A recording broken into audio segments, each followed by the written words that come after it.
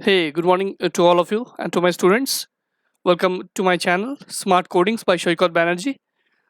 This channel, Smart Coding, contains various concepts on Java programmings, but as a typical concept on Java programmings, notes and complete solutions of questions for beginners and for ICC students. Okay, so today's topic include basically two things. As you can see in the screen over here, concepts of access modifiers in Java and concepts of non-access modifiers. Okay, now let's start.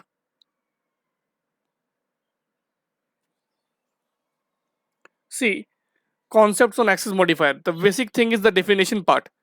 It is used to set the access level of a class, methods, and other members. Right. That means it defines the scope of a functions or methods, a class, constructors in a program as a whole. It provides the access control mechanism while writing a program. Okay. So it restricts the usage level of methods, class, constructors wherever we use these things. Okay, this is what is the definition. This one or this one you can write. Now types of access modifiers, there are four types: public, private, protected, and default. Four things are there. Keep in mind. Now let us see what is public.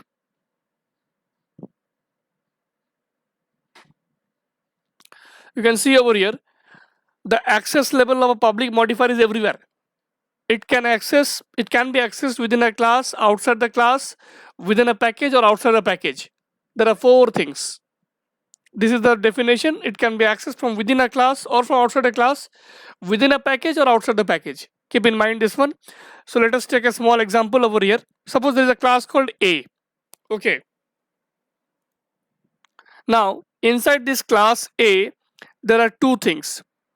Suppose data, in data, that is an instance variable which is having a value called 40, and a method I've written here which is printing a hello Java, which is a public type. Okay. Now these two things are in the class A. This data and message are in the class A. Now from another class, that is simple class, I've given the name as a simple class which has a main method. Now what I'm doing over here is I'm creating an object of A class. As you can see, A obj equal to new A. Obj is the object of A class. Now from this class, I am trying to access the member of this class, that is A. Now see, one bracket is missing here. Kindly check this one, students. System.out.println obj.data. As it is public, the output will be 40 for this line, and obj.message, it will print hello Java. That means this class, that class A's scope starts from here and ends here, and here it starts from here and ends here. That means from outside the class A, we can access the member of class A through another class, because it is public access modifier. Keep this in mind. Okay, now let us move to the next slide.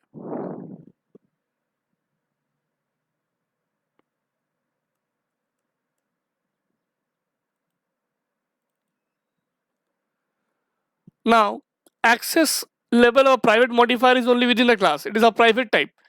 It cannot be accessed from outside the class. Same example, you can see in the screen that data and message are private now. Now from outside a class, I'm trying to access these two things, data and this message. It will throw a compile time error. I can show you over here in a BlueJ. Just a minute, students. Let me on the editor.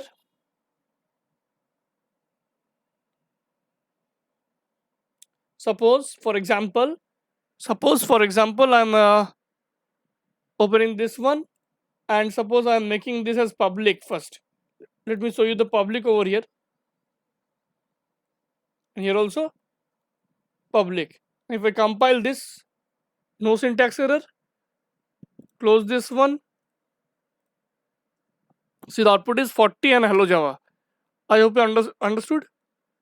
Now the same program, I will change the modifier as private here in case of public. In case of public, I will write here private, right? So it will throw a compile time error, as you can see here. 1 minute, students.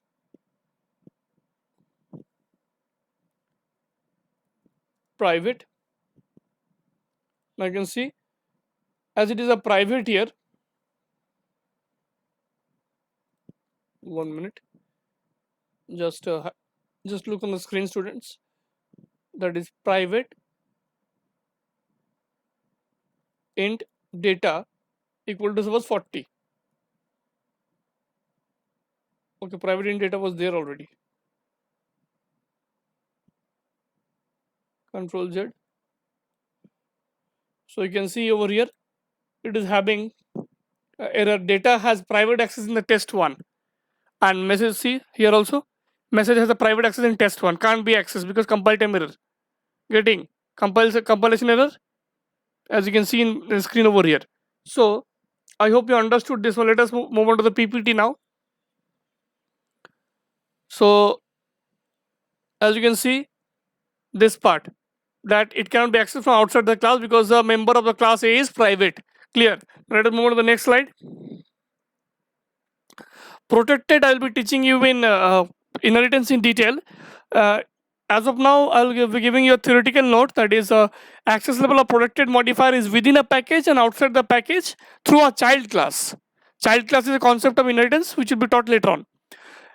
If you do not make the child class, it cannot be accessed from outside the package. It is basically used in case of inheritance. Okay. So this is what is the definition, a theoretical kind of note given to you. Just keep in mind. If you do not use any modifier, it is treated as default by default. If any of the modifier is not used, it will be by default only. The access level of default modifier is only within the package. It cannot be accessed from outside the package. If you do not specify any access level, it will be the default type. For example, suppose package, so the name is pack. Now class A has two things. Suppose class A has one member called message method, which is printing a hello over here. Now another package is my pack. Okay. Now from my pack, what we are doing here is we are importing a package, first package, that is pack. That's why it is star over here. It will import everything a package. Now from B class, what we are doing, basically we are creating a main method and creating a class of object of A class and trying to access the message, that is a member of which class, A class. Again compile time error, because this is another package, this is another package. It can't be accessed from another package because by default it is default type. When nothing is mentioned over here, it is default type. So this is what is the example of default access modifier in Java. Keep this in mind. I hope it is clear. Now let us move to the next slide.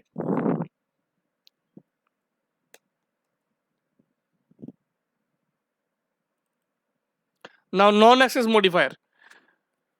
Now static is an example of non-access modifier, which is basically used for efficient memory utilization or memory use. First thing is this. Now as of now in the previous slides, what you have learned? We have learned or we have studied access modifiers and the types. There are 4 access modifiers: public, private, protected and default. But for non-access modifier, it is of static. There are many, but in ICSE syllabus, in your students, in your syllabus, you have only static non-access modifier. We can use static in following ways. Where we can use static in class level variables, not local variable. Keep in mind. In methods we can use in blocks, we can use in nested class, that is inner class. We cannot use static with outer class. Keep in mind. So static is what? It is a non-access modifier used for efficient memory utilization. We can use static in following ways, that is in variables, in methods, blocks and inner class. Inner class is also called a nested class. Okay, so we will see this concept. So one important concept here with example 1. First, this is the first example with a small concept. Suppose in a class test there is a variable, a static variable a, because it is static written over here. Static variable is also called a class level variable. Okay. Now this is normal variable, which is called instance variable.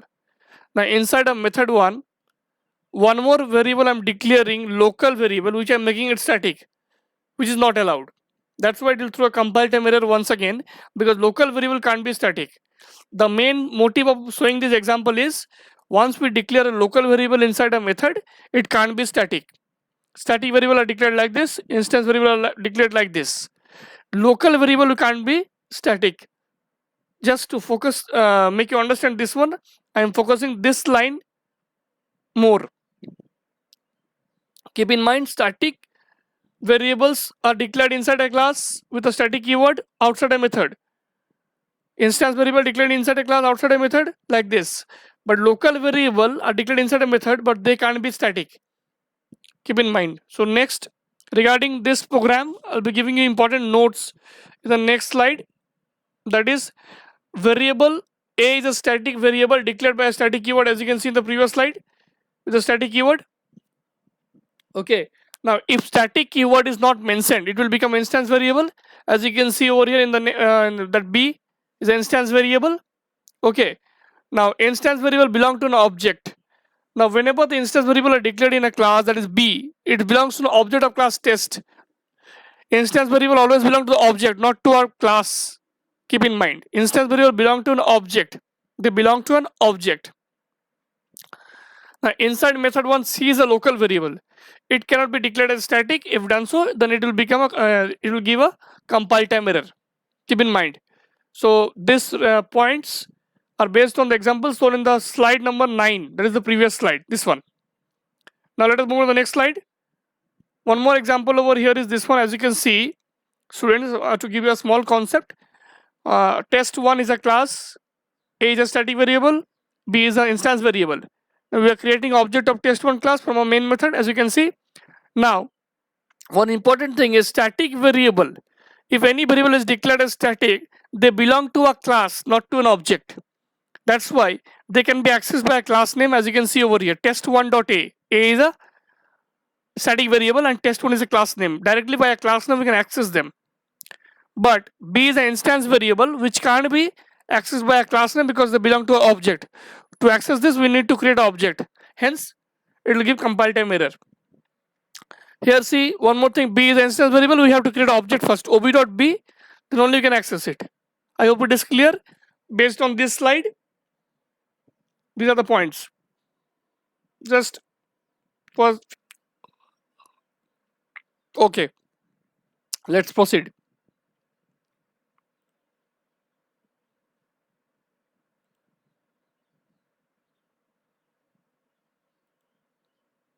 So I think it is the end of the slide now. So main points you have to understand from this slides. Static variable, that is a variable, can be accessed by class name test1 without any compile time error, because test1, you can see in the program here, test1 can access this variable because it is a static. A is a static variable, but B can't be accessed by test1 because B is an instance variable, and instance variable belongs to an object. Hence compile time error over here. Clear?